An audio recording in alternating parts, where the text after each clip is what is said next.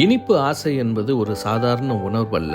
இது நம்முள் நிகழும் ஒரு மௌன உரையாடல். மனதில் தோன்றும் சோகங்கள், அழுத்தங்கள், சோர்வுகள் இவற்றை சமாளிக்க ஒரு சிறிய சாக்லேட் பைட் போதும் என்ற நம்மை நாமே நம்ப வைத்திருக்கின்றோம். ஆனால் உண்மையில் இந்த ஆசையின் பின்னால் நம்மை இயக்கும் ஒரு அழகான மண்டலம் இருக்கிறது.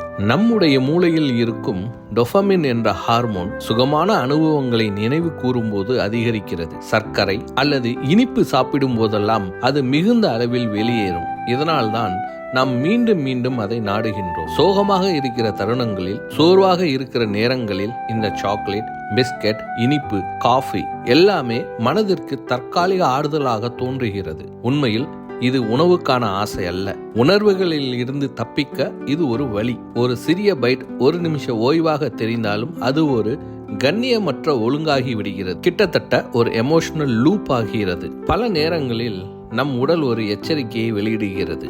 மெக்னீசியம், குரோமியம், இரும்பு சத்து போன்ற தேவைகள் குறைந்தால் உடலே இனிப்பு உணவுகளை நோக்கி நம்மை தள்ளும்.